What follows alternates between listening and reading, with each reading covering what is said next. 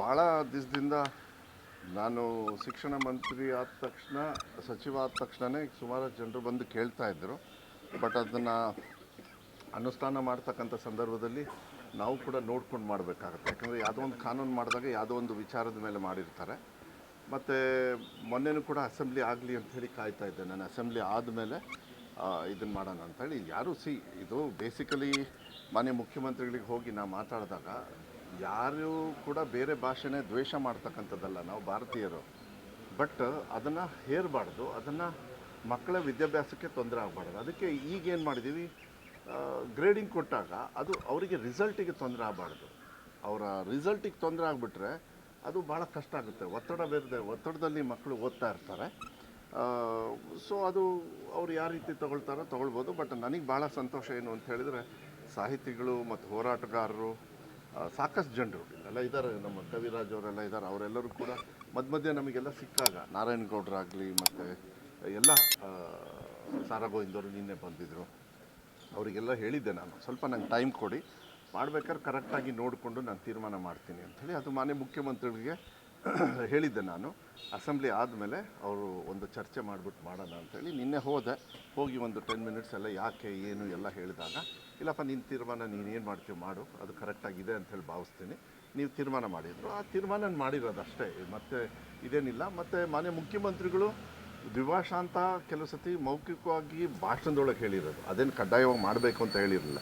ಇದನ್ನೆಲ್ಲದನ್ನು ನೋಡಿದಾಗ ನಾವು ಕೂಡ ಮಂತ್ರಿಯಾಗಿ ಅವರ ಭಾವನೆಗಳನ್ನು, ಯಾಕೆಂದರೆ ಸ್ವಲ್ಪ ಸಾಹಿತಿಗಳು ಇದೆಲ್ಲ ಅಂದಾಗ ಸ್ವಲ್ಪ ಅವರು ಜಾಸ್ತಿ ಒತ್ತನ್ನು ಕೂಡ ಕೊಡ್ತಾರೆ ಮಾನ್ಯ ಮುಖ್ಯಮಂತ್ರಿಗಳು. ಅವರಿಗೆ ಈ ಕಡೆಗಿದೆ ಭಾಷೆ ಎಲ್ಲದೂ ಕೂಡ, ನಮ್ಮ ಭಾಷೆ ಪ್ರಾಂತ್ಯ ಇದೆಲ್ಲದೂ ಕೂಡ. ಟೀಕಾ ಟಿಪ್ಪಣಿಗಳು ಏನು ಕೆಲವರು ಮಾಡ್ತಾರೆ, ಅದಕ್ಕೆಲ್ಲ ಜಾಸ್ತಿ ತಲೆ ಕೆಡಿಸ್ಕೊಳ್ಳೋದು ಬೇಡ. ನಮ್ಮ ಕರ್ನಾಟಕ ರಾಜ್ಯದ ಮಕ್ಕಳಿಗೆ ಒಳ್ಳೆಯದಾಗಬೇಕು, ನಮ್ಮ ಭಾಷೆಗೂ ಕೂಡ ಅನುಕೂಲ ಆಗಬೇಕು, ಬೇರೆ ಭಾಷೆನ ವಿರೋಧ ಮಾಡಬಾರ್ದು. ಇಲ್ಲ,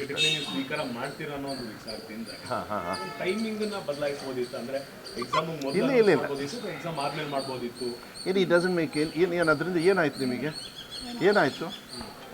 ನಾನು ನೋಡಿದೆ ನಿನ್ನೆ ಸುರೇಶ್ ಕುಮಾರ್ ಅವರು ಇದು ಏನು ಸರ್ಕಾರ ಏನಾದ್ರು ಹೆದರ್ಬಿಟ್ಟಿದೆಯಾ ಅದಕ್ಕೆ ಹಿಂಗೆ ಅಂಥೇಳಿ.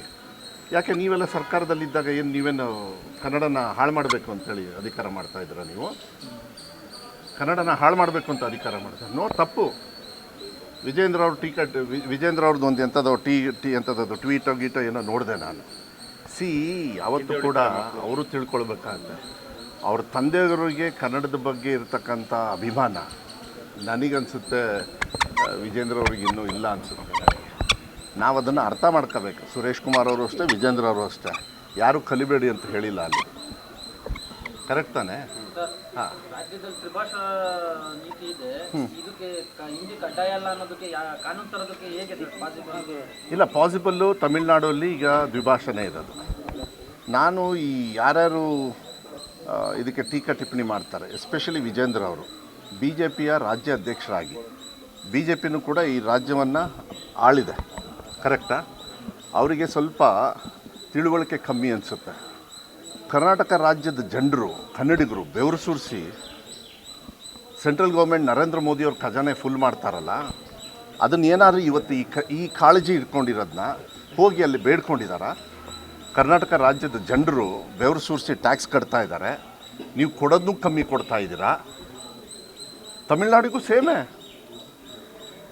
ಸೊ ಇದನ್ನು ಫಸ್ಟು ವಿಜೇಂದ್ರ ಅವರು ಅರ್ಥ ಮಾಡ್ಕೊಳ್ಳಿ. ಇಲ್ಲಾಂದರೆ ಅವರು ಏನು ಬರ್ಕೊಂಡಿದ್ದಾರಲ್ಲ, ಅವ್ರ ಹಣೆ ಕಟ್ಕೋಬೇಕಷ್ಟೆ, ಅವ್ರ ಹಣೆ ಹೊಡ್ಕೋಬೇಕದ್ನ ಅಷ್ಟೇ. ಅವ್ರ ರಾಜ್ಯಾಧ್ಯಕ್ಷ ಆಗಿ ನಾಚಿಕೆ ಆಗಬೇಕು.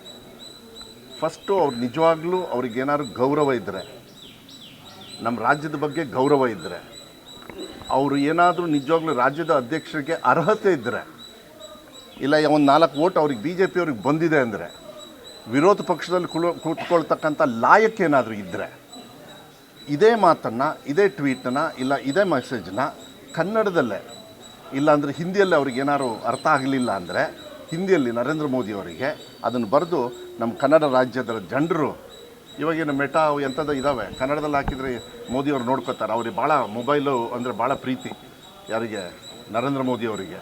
ಸ್ವಲ್ಪ ಅದನ್ನು ಕರ್ನಾಟಕದ ನಮ್ಮ ಫೈನಾನ್ಸ್ ಮಿನಿಸ್ಟ್ರು ಏನವ್ರ ಹೆಸರು, ನಿರ್ಮಲಾ ಸೀತಾರಾಮನ್ ಅವರು ಎಲ್ಲಿಂದ ಗೆದ್ದಾರೆ ರೀ? ಎಲ್ಲಿಂದ ಗೆದ್ದಾರೆ? ಅವ್ರಿಗೂ ಟ್ವೀಟ್ ಮಾಡೋಕ್ಕೆ ಹೇಳಿ ನೋಡೋಣ.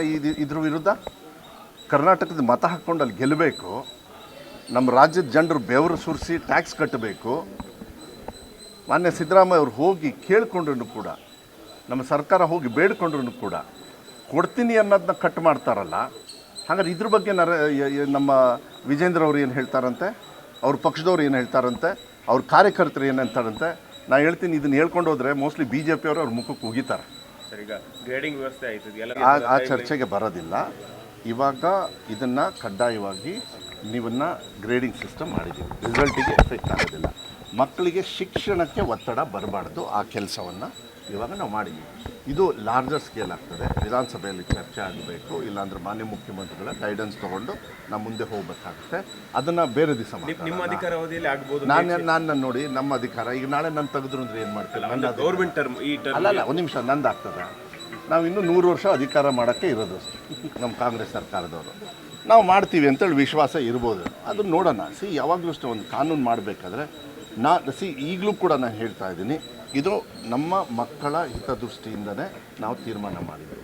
35ರಿಂದ 33 ಮಾಡೋದಕ್ಕೂ ಕೂಡ ಕಾರಣ ಏನು ಅಂದರೆ, ನಮ್ಮ ಕರ್ನಾಟಕ ರಾಜ್ಯದ ರೈತ ಮಕ್ಕಳು ಬೇರೆ ರಾಜ್ಯದಲ್ಲಿ 30ರಲ್ಲಿ ಪಾಸಾಗಿ ಇಲ್ಲಿ ಬಂದು ಕೆಲಸ ಸಿಗ್ತದೆ. ಕಡ್ಡಾಯವಾಗಿ ಈಗ SSLC ಪಾಸ್ ಆಗಲೇಬೇಕು. ನೀವು ಯಾವುದೇ ಕೆಲಸ ತಗೊಳ್ಳಿ, ಒಂದು ಕೆಲಸ ಸಿಕ್ತು ಅಂತ ಅವಾಗ ಅರ್ಥ ಮಾಡ್ಕೊಂಡಿಲ್ಲ, ಟೀಕಾ ಟಿಪ್ಪಣಿ ಮಾಡಿಬಿಟ್ರು. ನನಗೆ ಸ್ವಲ್ಪ ಅರ್ಥ ಮಾಡ್ಕೋಬೇಕು ಟೀಕಾ ಟಿಪ್ಪಣಿದಾರರು. ಈ 33 ಮಾಡಿರೋದು ಪಾಸ್ ಮಾಡೋದಕ್ಕಲ್ಲ, ಬಡವರು ಪಾಸಾಗಿ ಅವರ ಒಂದು ಸಹಕಾರಕ್ಕೆ. ಯಾಕೆಂದರೆ ಒಬ್ಬರಿಗೆ ಕೆಲಸ ಸಿಕ್ಕರೆ ಅವ್ರ ಕುಟುಂಬ ಸೇಫ್ಟಿ ಬರ್ತದೆ, ರಕ್ಷಣೆ ಬರ್ತದೆ, ಅವ್ರಿಗೊಂದು ಮೆಡಿಕಲ್ ಫೆಸಿಲಿಟಿ ಸಿಗ್ತದೆ, ಭವಿಷ್ಯದಲ್ಲಿ ಅವ್ರ ಮಕ್ಕಳಿಗೆ ಒಂದು ಸೆಕ್ಯೂರಿಟಿ ಸಿಗ್ತದೆ. ಆ ನಿಟ್ಟಿನ ಮೇಲೆ ಮಾಡಿರೋದು ಹೊರತು ಯಾಕೆ 625 ತಗೊಳ್ಳಿಲ್ವಾ? ತೊಗೊಂಡಿದ್ದಾರಲ್ಲ ಮಕ್ಕಳು. ಯಾರು ವಿರುದ್ಧ ಯಾರು ಮಾಡ್ತಾರೆ? ಆಮೇಲೆ ನಮ್ಮ ದೇಶ ಹೆಂಗೆ ಡಿವೈಡ್ ಆಗಿರೋದು? ಭಾಷೆ ಮೇಲೆ ಆಗಿರೋದು. ಹಂಗೆ ಅಂದ ತಕ್ಷಣ ಹೊಡೆದಾಡ್ಕೊಳ್ಳಿ ಅಂತ ಹೇಳಲ್ಲ. ಅಂಬೇಡ್ಕರ್ ಅವರು ಭಾಷೆ ಮೇಲೆ ಇದೆಲ್ಲದೂ ಕೂಡ ಪ್ರಾಂತ್ಯವನ್ನು ಆದರೂ ಕೂಡ ನಾವೆಲ್ಲ ಒಂದೇ ತಾಯಿ ಮಕ್ಕಳು ಅಂಥೇಳಿ. ಇವ್ರಿಗೆ ಅಷ್ಟು ಧೈರ್ಯ ಇದ್ದರೆ ಹಿಂದಿನ ರಾಷ್ಟ್ರ ಭಾಷೆ ಅಂತ ಹೇಳಿ ಮಾಡಲಿ ನೋಡೋಣ. ಅಲ್ಲ, ಅದಕ್ಕೆ ಯಾರಿಗೆ ಅದೇ ಮಾಡಬಾರ್ದು. ಸಿದ್ದರಾಮಯ್ಯ ಸಾಹೇಬರು ಹೇಳಿದ್ದಾರೆ, ನೀವೇನೇ ತೀರ್ಮಾನ ತೊಗೊಂಡ್ರೇನು ಅದು ಒಂದು ನೆನಪಿಟ್ಕೊಳ್ಳಿ, ಮಕ್ಕಳ ಹಿತದೃಷ್ಟಿಯಿಂದ ತಗೊಳ್ಬೇಕು. ಅವ್ರ ಭವಿಷ್ಯಕ್ಕೆ ತೊಂದರೆ ಆಗಬಾರ್ದು. ನಮ್ಮ ಭಾಷೆ, ನಮ್ಮ ನೆಲ, ಜಲ, ಪೂರ್ವಕರು ಏನು ಮಾಡಿದ್ದಾರೆ? ಎಲ್ಲರೂ ಕೂಡ ಕಾಪಾಡ್ಕೊಂಡು ಬಂದಿದ್ದಾರೆ. ಯಾಕೆ ನಿಮಗೆ ಗೋಕಾಕ್ ಚಳವಳಿ ಎಲ್ಲ ಆಗಿರ್ತಕ್ಕಂಥದ್ದು, ಅದು ಒಂದು ಚಳವಳಿ ಮೇಲೆ ಯಾವುದೋ ಒಂದು ವಿಚಾರಕ್ಕೆ, ಅದರಿಂದ ನಮಗೆ ಅನುಕೂಲನೂ ಕೂಡ ಅನನುಕೂಲ ಆಗಿದೆಯಾ? ಸೊ ಇದನ್ನು ಯಾವಾಗ ಈ ಹೋರಾಟಗಾರರೆಲ್ಲ ಯಾಕೆ ಅವ್ರು ಹೋರಾಟ ಮಾಡಬೇಕು? ನಮ್ಮ ರಾಜ್ಯದಲ್ಲಿದ್ಬಿಟ್ಟು ನಮ್ಮ ಇದಕ್ಕೇನೆ ಹೋರಾಟ ಮಾಡ್ತಾರಂದರೆ ನಾವು ಬೇರೆ ವಿರುದ್ಧವಾಗಿ ಏನು ಮಾಡಿಲ್ಲಲ್ಲ. ಎಲ್ಲಿ ಮಾಡಿದ್ದೀನಿ? ಈ ಸುರೇಶ್ ಕುಮಾರ್ ಅವರು ಸ್ವಲ್ಪ ಅರ್ಥ ಮಾಡ್ಕೊ, ಶಿಕ್ಷಣ ಸಚಿವರಾಗಿ ಕನ್ನಡ ಓದಲೇಬಾರ್ದು ಅಂತ ಹೇಳ್ತಾ ಇದ್ದಾರೆ ಅಂತ ಫಸ್ಟ್ ಅದು ಅರ್ಥ ಮಾಡ್ಕೊಳ್ಳಿ. ಅದರೊಳಗೆ ಹಂಗೆ ಹೇಳೇ ಇಲ್ಲ. ನಾವು ಆಪ್ಷನಲ್ಲಿ ಬಿಡಬೇಕಾಗತ್ತೆ. ನಮ್ಮ ದೇಶದೊಳಗೆ 1000 ಭಾಷೆ ಕಲೀಲಿ ನಮ್ಮ ಕನ್ನಡಿಗರು, ಬಟ್ ಕನ್ನಡವನ್ನು ಕಂಪಲ್ಸರಿಯಾಗಿ ಓದಲಿ ಅಷ್ಟೇ. 91 ಬೇಡ ಅಲ್ಲ. ಎಲ್ಲಿಗೆ ಹೋಗುತ್ತೀವಿ? ಇವತ್ತು ಮಕ್ಕಳು ಹುಟ್ಟಿದ ತಕ್ಷಣ ನಾಳೆ ಶಾಲೆಗೆ ಸೇರಿಸೋಂಥ ಸಂದರ್ಭ ನಾವೇ ಸೃಷ್ಟಿ ಮಾಡ್ಕೋತೀವಿ. ಇದೆಲ್ಲ ಒಂದು ಗೈಡ್ಲೈನ್ಸ್ ಇರ್ತದೆ. ನಾನು ಅವ್ರ ಪಾಪ ಅವ್ರ ವಿರುದ್ಧವಾಗಿ ಹೇಳೋದಿಲ್ಲ. ನಾನು ಇಷ್ಟು ಹೇಳ್ಬೋದು, ಮಕ್ಕಳನ್ನು ಮನೆಯಲ್ಲಿ ಮುದ್ದಾಡಿ ಸ್ವಲ್ಪ ಇಟ್ಕೊಳ್ಳಿ, ಮನೇಲಿ ಏನಾಗೋದಿಲ್ಲ. ನಾನು ಸಾರಿ, ಅವರಿಗೆ ಮನಸ್ಸಿಗೆ ನೋವು ಮಾಡಬೇಕು ಅಂತ ಹೇಳೋದಿಲ್ಲ. ಇದು ಕಾನೂನನ್ನ ಎಲ್ಲೋ ಒಂದು ಹತ್ರ ಇಡಬೇಕಾಗ್ತದೆ. ನೀವು 18 ಇಯರ್ಸಿಗೆ ಡ್ರೈವಿಂಗ್ ಲೈಸೆನ್ಸು, ವೋಟಿಂಗು, ಹೀಗೆ ಮದುವೆ ಆಗೋಕ್ಕೆ 21, ಏನು ಗಂಡಸರಿಗೆ 21? ಹಾಂ, ಯಾಕೆ 21 ಒಂದು ತಿಂಗಳು ಮುಂಚೆ ಕೊಡಿ. ನಾ ಹೇಳೋಕ್ಕಾಗುತ್ತಾ ಇದು? ಸೊ ಇದೆಲ್ಲ ಆಗೋದಿಲ್ಲ. ಕಾನೂನು ಮಾಡಬೇಕಾದ್ರೆ ಒಂದು ವಿಚಾರ ಇಟ್ಕೊಂಡು ಮಾಡ್ತಾರೆ. ಈ ಚರ್ಚೆನ ನೀವು ನಿಲ್ಲಿಸಬೇಕಾಗತ್ತೆ. ನಿಲ್ಲಿಸಿ. ನಾನು ದಯವಿಟ್ಟು ಅಲ್ಲ, 75,000 ಮಕ್ಕಳು ಅಂತ ಹೇಳಿ ನೀವು ಕರೆಕ್ಟಾಗಿ ನೋಡ್ಕೊಳ್ಳಿ. ಅಷ್ಟು ಜನರೇ ಇಲ್ಲ, ತಿಳ್ಕೊಬಿಡಿ. ನಮ್ಮ ದೇಶದಲ್ಲೂ ಸಿಗಲ್ಲ ಅಷ್ಟು. ಇದೆಲ್ಲ ಸುಳ್ಳು ಹೇಳ್ಕೊಂಡು ಹೋಗೋದಿದೆಯಲ್ಲ, ಬುಲ್ಡೆ ಬಿಡ್ಕೊಂಡು, ಇದನ್ನು ನಾನು ಖಂಡನೆ ಮಾಡ್ತೀನಿ. ಯಾಕೆಂದರೆ ಸಾಮಾಜಿಕವಾಗಿ ಯಾವತ್ತೂ ಕೂಡ ಅವರು ಕೂಡ ಜವಾಬ್ದಾರಿತವಾಗಿರಬೇಕಾಗ್ತದೆ. ಕಾನೂನನ್ನು ಅವ್ರಿಗೆ ಹೆಂಗೆ ಬೇಕು ಹಂಗೆ ಮಾಡೋದಿಲ್ಲ. ಎಲ್ಲರಿಗೂ ಸಮಾನತೆಯನ್ನು ತರ್ತಕ್ಕಂಥ ಕೆಲಸವನ್ನು ಮಾಡಬೇಕಾಗುತ್ತೆ. ಅದಕ್ಕೆ ನಾನು ಇದು ಹೆಚ್ಚು ಚರ್ಚೆ ಮಾಡಲ್ಲ. ಕಾನೂನು ಮಾಡಿದೆ ಕ್ಲೋಸ್. ನಾನಲ್ಲ ರೀ, ಕಾನೂನು ಇದೆ. ಇದೇ ಥರ ತಂದೆ ತಾಯಿಯವರೇ ಪಾಪ ಹೈಕೋರ್ಟಿಗೆ ಹೋಗಿ ಸಿಕ್ಕಾಕೊಂಡಿರೋದು. ನಾನಲ್ಲ ಕಾನೂನು ಮಾಡಿದ್ದು.